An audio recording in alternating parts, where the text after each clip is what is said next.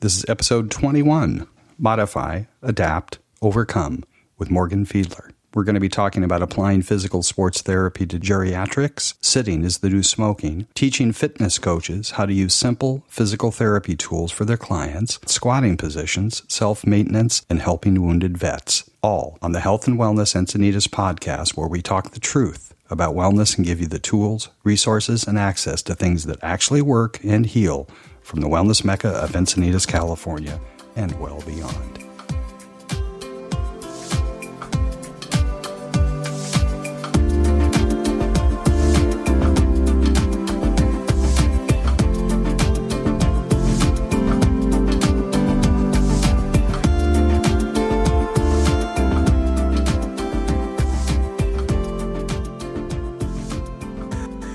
Welcome back.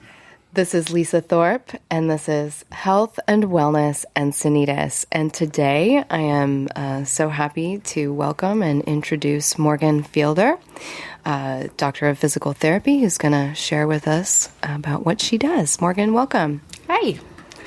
Well, I've been a physical therapist for about a decade now, so it's been great being able to help people. I've done treatments for elite athletes and military. And in the last couple of years, I've actually moved into the elderly population. And I really love it because it's kind of slows things down a little bit and makes you realize what's important, especially improving people's function so they can be in their own homes. Yeah. So it sort of breaks your heart, but it also warms your heart a lot too. So what made you decide to become a physical therapist? I've always been an athlete, and I recognize how good that can make you feel and perform just in your entire life. So when I got out of the Navy, it was just like a natural thing for me. How can I help people? How can I be of service?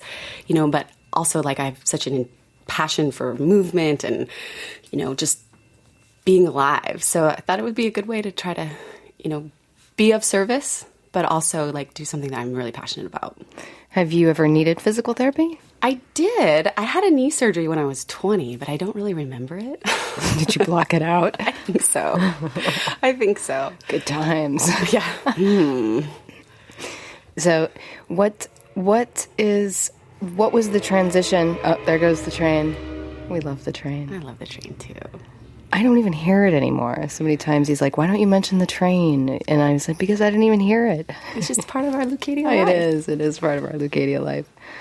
So getting back to your transition from, you were working with athletes and other types of physical therapy, and then what made you decide to start working with the elderly? I had been living in Korea, and I was working for the U.S. Army, and that was where I worked with athletes and the military. And when I moved back to the United States, I had talked with my best friend from PT school, and she had always did this kind of work, and I always wondered why. And we were just at dinner one night. I'm like, why would you, you've got all these skills and, this high-speed stuff and working with adults, and, why do you choose to do something that seems harder and maybe less fulfilling? And she said, no, it's way, way more fulfilling because you really make such a drastic improvement in someone's life. I think people are used to thinking of physical therapy for post-injury, but you're doing more than that with geriatrics. Yeah, absolutely. Typically what happens is, someone's in the hospital, usually with some sort of life-threatening illness or even, fractured hips and, joint replacements. And then they can't function. They literally can't go to the bathroom or get out of bed.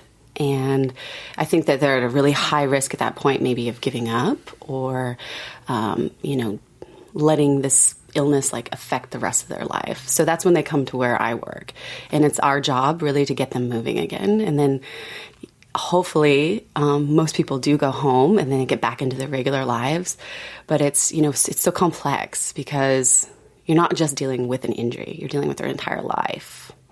And physical therapy, it's not just with you. Then people usually get a work or a program that they've got to do on their own as well, right? Yeah, absolutely.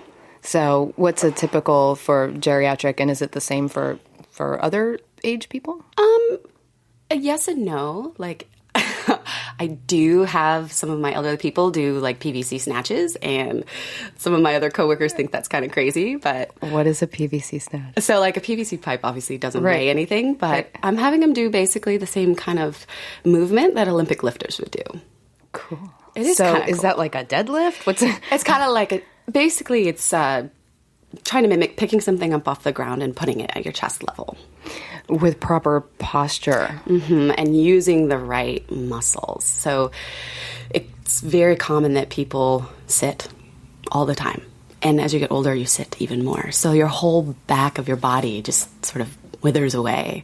So what I'm trying to do is have them relearn how to use all the backside muscles, which is usually pretty much what you do in the gym. Right. So it applies to young people, and it also applies to the elderly too.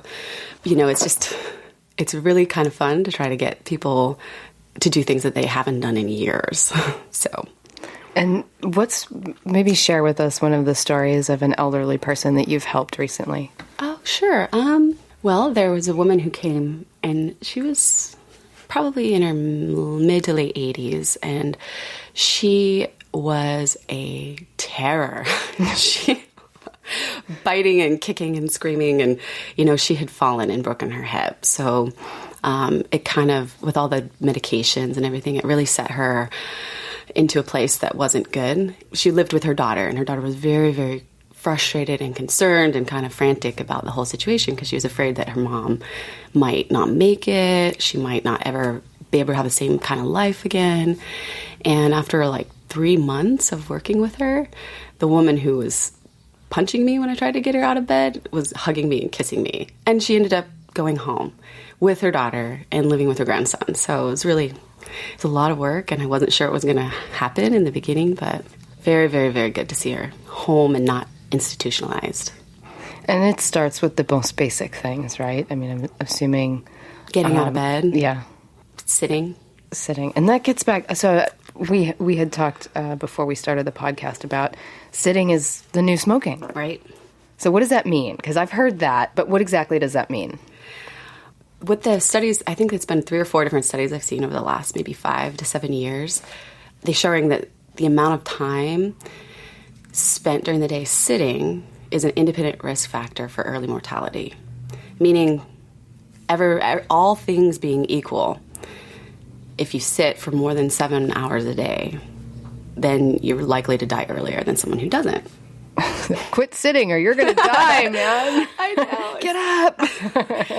Yeah, quite literally, you need to get off your butt. Yeah. Which is easy for me. It's hard for me to sit still, but...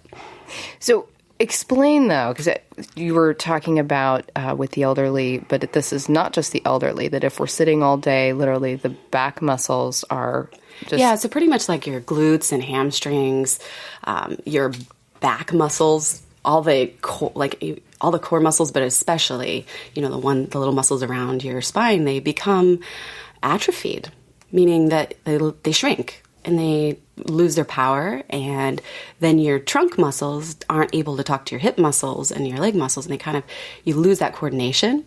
And that's been a huge focus for most strength training programs and physical therapy too. Because if you're dominant on one side and not the other, then your posture is going to be all out of whack. So what is the thing to do if you have a desk job? Make yourself a standing workstation. A standing workstation? Absolutely. Or at least one that you can adjust. And those can get kind of expensive if you want a desk that moves up and down. But simple things like taking all your phone calls and standing, making sure you take a break every half an hour where you just get up and walk to the other room, maybe stop texting people and actually physically go and talk to them. I mean, any little thing where you're not sedentary is going to help for sure. What about the balls? You see some people sitting on balls now. Is that a better option than a regular? I mean, it's still sitting, but is it more active? I think it's a little more active because you have to keep your balance on the ball. But what you have to be careful of is not rounding your back when you're sitting on the ball. That's what I see for most people doing. Oh, so then they're in that hunched position. They're on a ball, so they think they're doing good, but then we know it's not good to stay in a hunched position all day too. It's all about the posture. I think so. Yeah. I'm going to go back when you were in the military and were deciding to go into physical therapy. And would you say that there was a pivotal moment that made you decide that this was your track? And a pivotal moment, not necessarily, but I had gotten out of the military, and my husband and I moved to Rhode Island, and I was probably 25, 24, something like that, and I had never had a day without a job. I went straight from high school to the Naval Academy. I think I had 3 weeks off between high school and the military, so I was in such a panic to have a job. Like, I have to have a job, right? So I took sort of a corporate sales position, and I did that for a year, and it was so miserable. I couldn't believe that that's how business worked. The sort of lack of integrity and it was just wretched. I had gotten pregnant, and I was taking courses at night because I had to do about 20 credits of prerequisites to get into PT school, but it didn't matter. Like, I was working 10 hours a day, going to school for 2 or 3 hours at night, and I was fine with it because then that meant I didn't have to be in corporate America. do you feel like you learned anything from corporate America? Yeah, I think you can learn something from every experience, but, I, number one, would say that your work needs to be values-based and not just profit-based. And I think that's what I learned, where I don't fit in. Like, I can't just focus on profit. You're working for an organization. Have you ever run your own business? Well, we just started, actually. So my husband and I started a company to provide training for mostly physical trainers or other coaches on how to integrate people into their own programs, but people that maybe aren't the perfect athlete, people that might be obese or injured, disabled, really focusing on, for us, wounded veterans. We really want people to feel like they can go to their neighborhood gym, even if they have a problem with their body. And the best way we know how to do it is to get the coaches, trained on how to modify the exercises or use adaptive equipment. Simple things, very, very cheap and easy to implement. Let the average person get all the benefits out of the neighborhood gym. So really, it's like you're teaching fitness coaches physical therapy skills and tools to help the not average person. Yeah. Well, I heard a stat that only 13% of Americans have a gym membership. That completely blew me away. And we might have a bit of a skewed vision here in Encinitas, but that says a lot. Only 13% of people actually use fitness. Yeah, and even those people, they say like a big box gym, like 24 Hour Fitness or whatnot, they sell 9 times as many memberships as the people that actually use them. Right. So of that 13%, how many actually are actively going on a regular basis? Probably not a lot. So I think there's a huge demand for people that they're intimidated. They think that they're fat and so they can't go, or they've got an injury and it's not for them.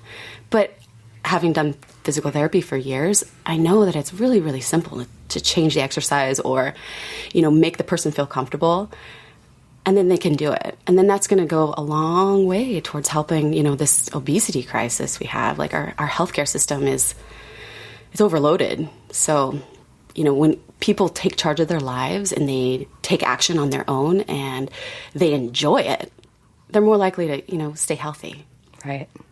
Do you feel like that's a big helping to overcome the obesity and sedentary lifestyles in the world? Is that like part of your vision and your mission? Absolutely. Absolutely. It's really humbling and sad when you, as a physical therapist trying to help someone who hasn't moved for 30, 40 years. And they've been sedentary for that long. And now their heart is compromised and they can't get off the toilet. Like, it just makes me sad. And I know that most of it can be prevented if you take action in your adult life, and build up the capacity and the strength to be able to handle the challenges that you're going to have, because we're all going to have challenges as we age. So for people that are at a point where they're they're relatively sedentary and they're struggling just for basic movement, how do they start? Well, they start small, attainable goals and with an activity that they will enjoy. Something that you don't have to twist their arm to get into. And it doesn't really matter what it is. Like, I don't think it's appropriate for everyone to do CrossFit, for example, or yoga, or anything in particular, just as long as they're doing something. Something. Yeah, I mean, even something like quilting, like if they really enjoy quilting. Right. How do you make quilting a physical fitness exercise? Put it on the ground. Put it on the ground. So now they have to like squat down, do a semi-lunge, get on their hands and knees, and basically, they're going to have to reach across that, their fabric to put the things in the pattern as they like. But what does that look like? Looks like a yoga exercise. Sure. The one where you're on like cat-cow, or, sure.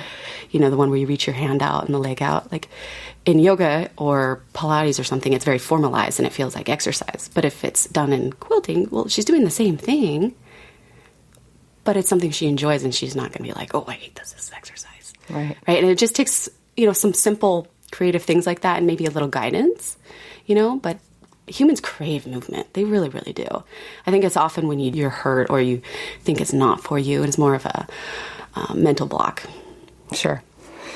Range of motion. I mean, physical therapy obviously is so much about range of motion. And I feel like anytime someone can be made aware of the importance of maintaining absolutely range of motion, like literally that's your ticket to a happy long life if you can maintain adequate range of motion. Absolutely. It comes in things like you never imagine, like if you don't move your shoulder up, and put your hand over your head occasionally as an adult, like you get to the point where you can't brush your hair or you can't reach around to wipe your own bottom if you don't keep your shoulder range of motion. Right. And that's not very sexy to talk about when you're 30s or 40s or whatnot, but it might be more interesting to do an exercise program that includes something like that, I know in dance, like they do something called isolations, where you're literally isolating and creating range of motion in every body part. Is there something similar in physical therapy or in the training programs that you offer? Well, absolutely. I mean, we try to incorporate full body compound movements, meaning that we're not just doing like isolated biceps curls. Like that doesn't really translate to function. So if you're going to have, we only have so much time in the day. So you want to have the best impact. So if you can use your whole body in functional movements, I think that that's going to be the ticket. And they, include, the very basic things like squatting, bending over, pick something off the ground, reaching your hands above your head, like just the basic actions. Like it doesn't really need to be super complicated if you don't want it to be. And really, when we look at third world countries, people spend most of their day in a squatted position, don't they? Like with their feet flat on the ground. Yeah, I know, those stretchy ankles and mobile hips. Oh, I quite frequently with physical therapy, it's you're trying to be very safe and careful, and you don't want to invoke more pain. So we've been taught how to do certain things like a squat, but in a kind of a weird way where you don't put as much pressure on the knees, but it isn't functional. It's like holding onto a wall and sort of squatting backwards, being very gentle on the knee, but it doesn't actually translate to anything in the future. So when we were in Korea, we lived there for 3 years, which was amazing. But you do a lot of walking there because it's really hard to park, and there's, the traffic's crazy anyway, and it's just great. And we would walk by little old ladies that looked like they were about 100 years old, and they would be squatting on the sidewalk, peeling radishes for an hour straight. Right. In a deep squat, completely comfortable, doing their work. Right. And I thought, oh, that's not good for you. That's, the pressure on your knees, la, la, la, la, la. But then I thought, wait a second. You're 90. You're out walking around. You're doing work. Like, I think maybe something's wrong in our, like, overly protective, sort of medicalized stuff, thought process. And at that point, it took me, like, 4 years to be able to squat like that. So you made it a goal. I did.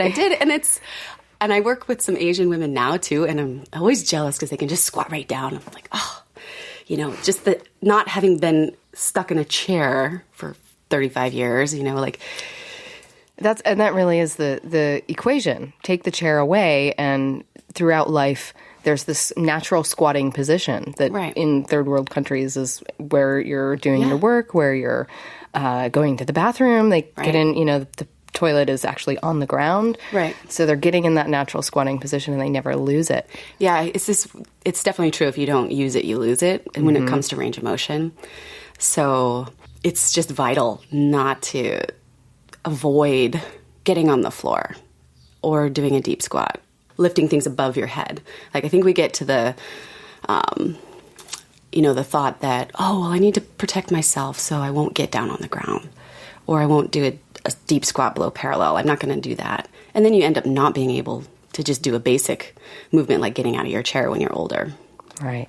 Keep moving. I want to invite anyone that's listening to send in questions, comments. We have a email address, feedback@thorpeinstitute.com. We'd love to hear from you if you have any questions.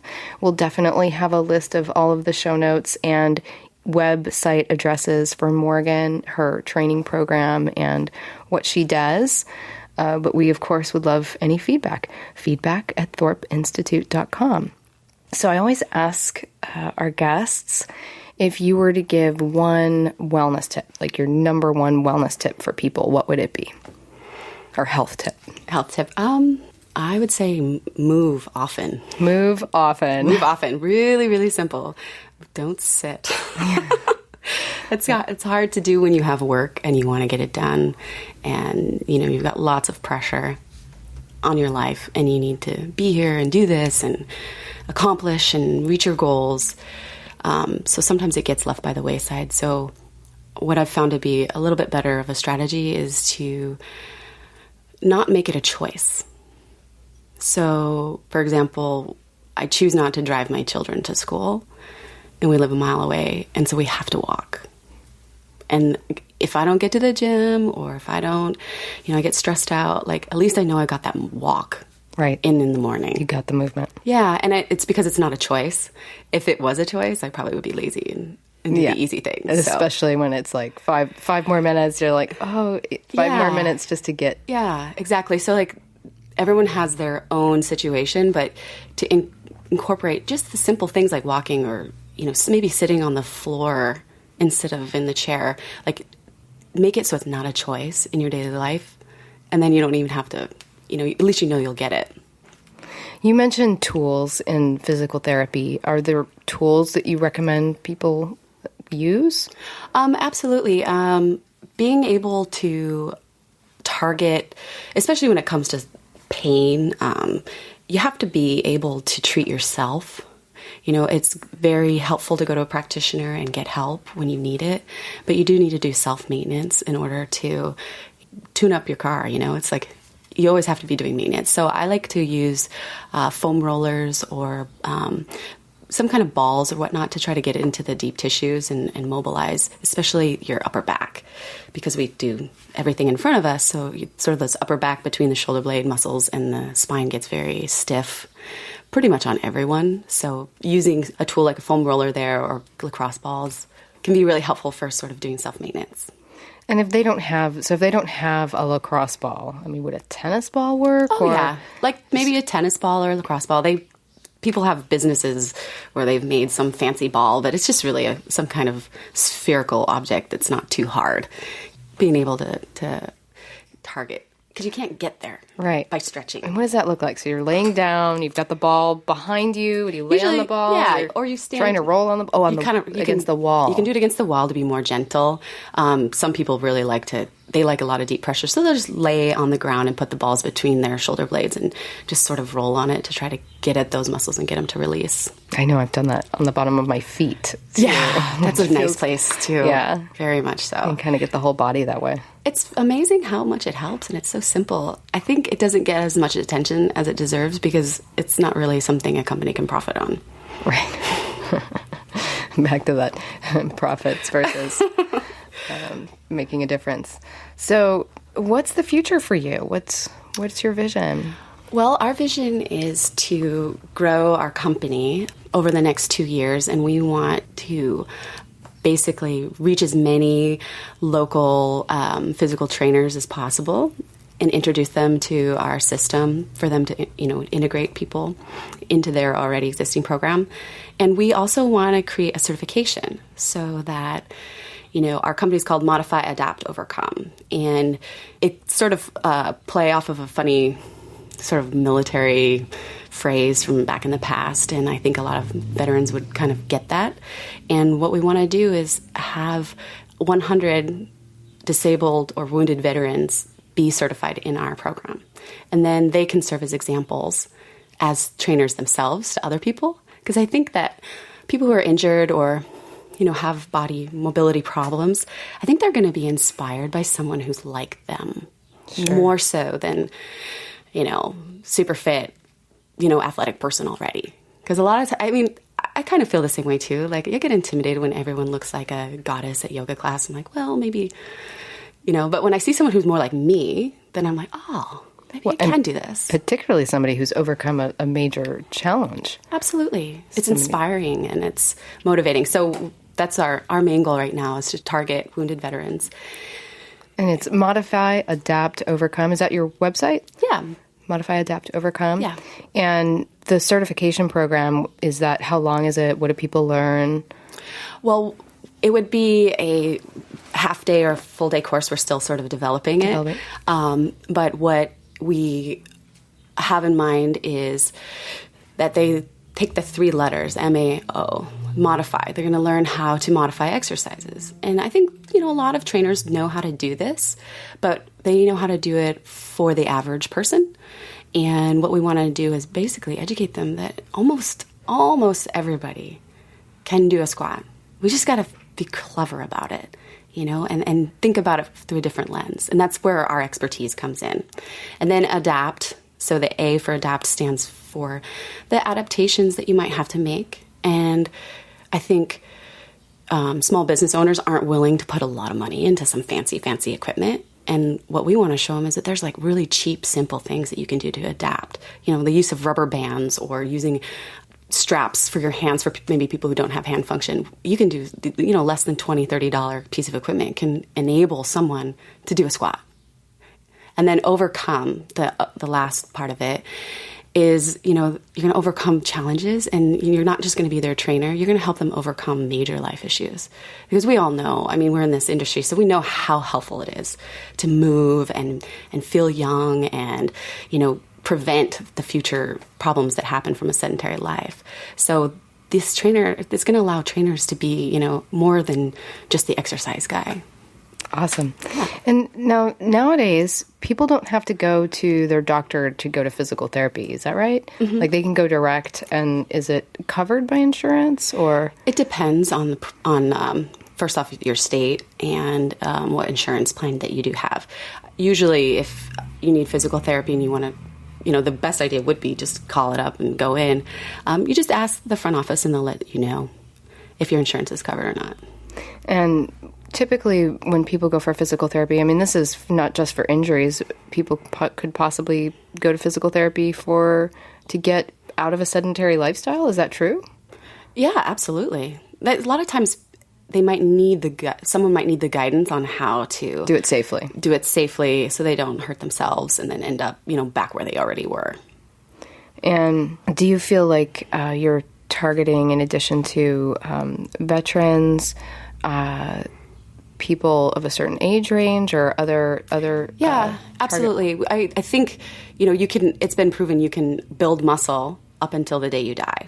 There's certain things that you can't change, like your eyesight's probably going to go, your speed and your quickness is probably going to slow down, but you can always build muscle, which is amazing.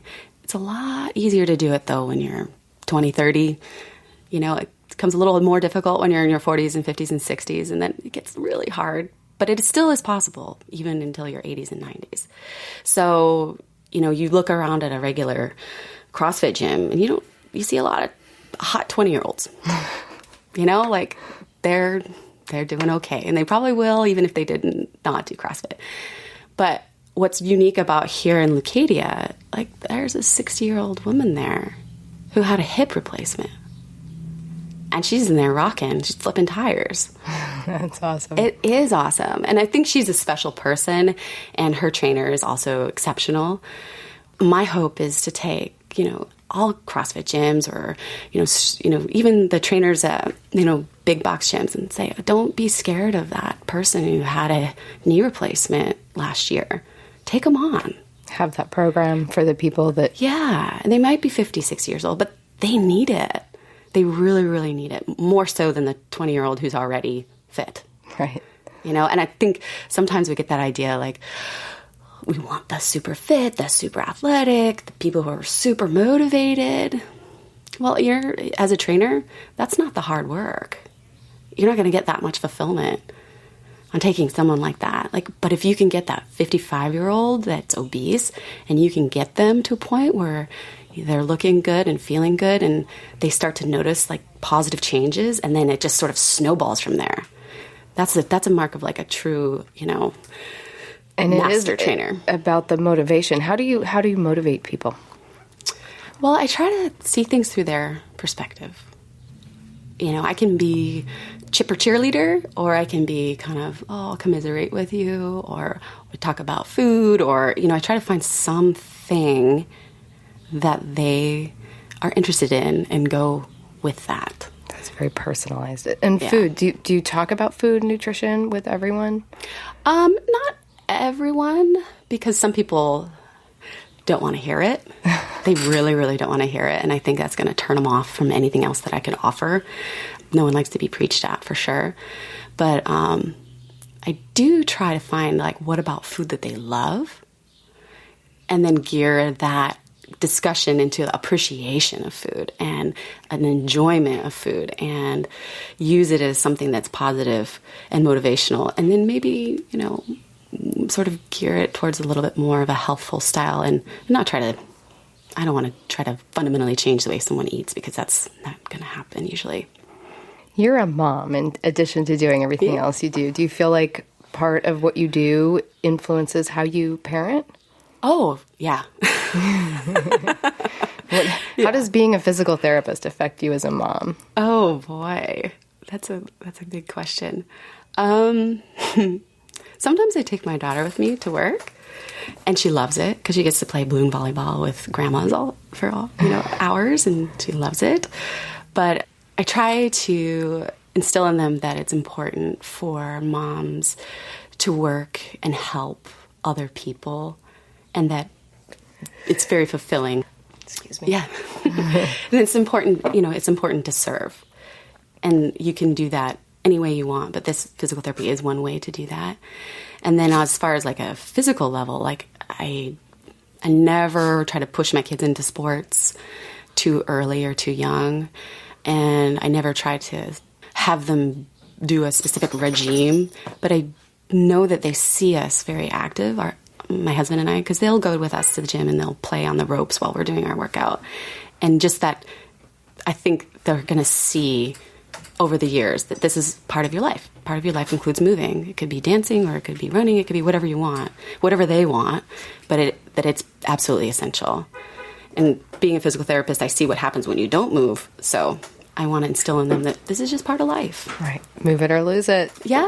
But have fun, and it's right? fun. Yeah, and it's fun, and it shouldn't be stressful and demanding, but it should be fun. Well, you are so full of energy. It's obvious how you could help people just simply because you have this really positive, bright energy that you bring. Thank you. So it's such a pleasure having you here. I feel inspired. I'm ready to get out and add more. I got to start walking my kids to school. That's what you've inspired me. Oh. No more driving my kids to school. Well, sometimes it's easier to walk than drive, honestly, too, though, right? Yeah. Well, one I have to drive because she's over the city away. But well, I am so grateful to have you here. Thank you so much. Is there anything else you want to share before we wrap up? Just would encourage people to check out our website and maybe sign up for our newsletter, and just move. Awesome. Morgan, thank you so much for being here. And thank you to everyone that's listening. This is Lisa Thorpe, and we spoke with Morgan Fielder. And tell me the name of the company again. Modify, Adapt, Overcome. Modify, Adapt, Overcome. You can do it. You need to do it, or it's going to be more difficult later. Thank you, Morgan. This is Lisa Thorpe with Health and Wellness and Sanitas.